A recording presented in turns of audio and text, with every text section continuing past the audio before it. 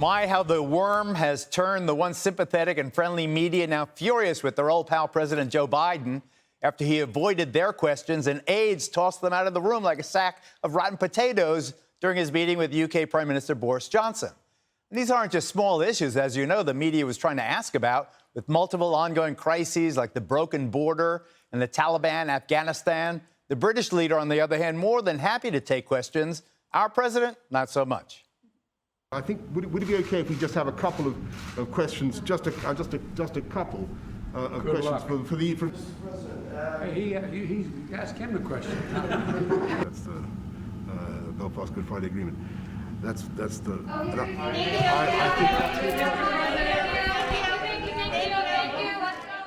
I hate that chaos there, but you're the expert, Dana. What is the better course of action when things are real? When you're up to your neck in crap.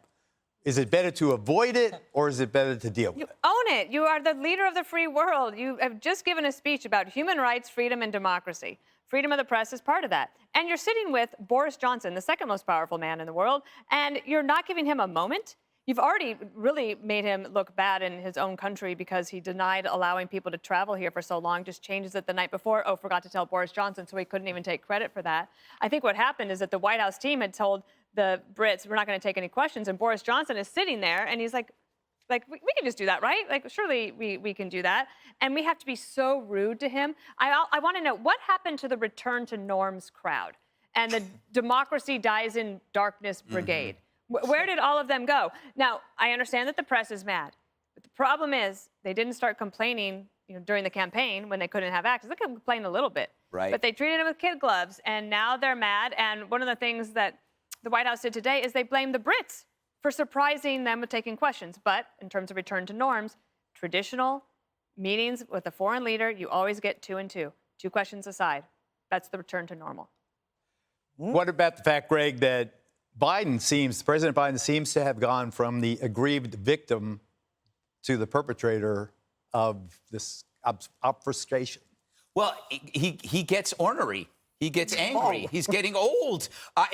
What just happened there, it shows you that even the staff has a low approval rating of their president. It's like, this is the fastest disintegrating president in history. I feel like I'm watching a time lapse of the last 8 months, and it's not, but I don't have sympathy for the reporters. I'm like you, they elected this guy. They colluded to suppress a story, the Hunter Biden story, that would have disqualified Joe Biden by revealing that the emails were indeed talking about China and getting money out of an adversary. Trump was right about this, but it didn't matter. The reporters refused to do their job. So now they got to live with their choice, right? They got to live with the guy who didn't tweet, who didn't make mean jokes. But hey, he's such a nice guy that he droned a bunch of kids. That's on the press. They elected this guy.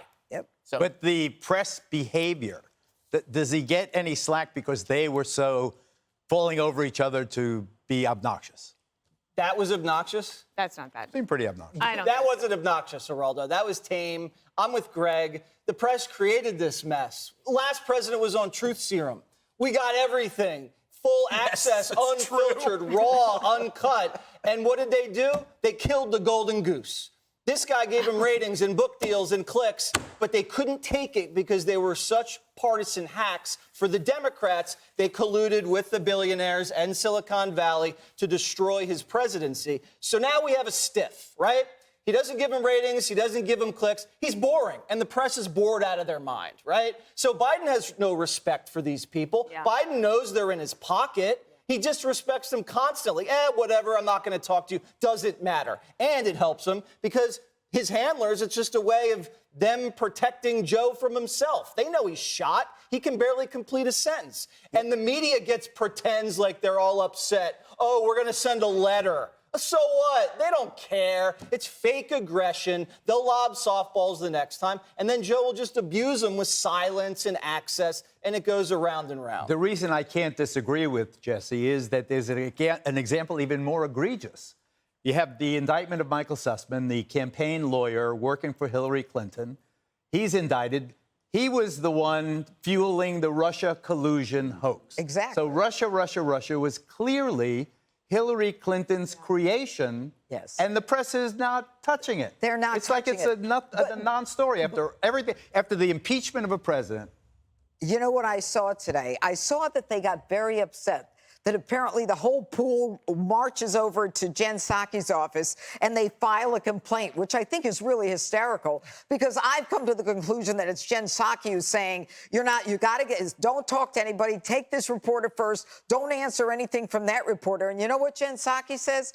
Her response is, look, I'm not in a position to offer an immediate solution, but the truth is that the president answers questions every day. That's her response. That's her solution, except he hasn't spoken about the drone. He hasn't spoken about the border. He hasn't spoken about any of the issues that are concerning to them. But maybe now they'll start to get upset and realize that, you know what? He was condescending when Boris Johnson said, I want to ask a couple of questions. And he says, good luck. Yeah. That's condescending. They can't get an answer from him. They don't have access. That's First Amendment. You know what? Maybe they'll figure it out. They've been before nicer to the next Taliban. election. But wait a minute.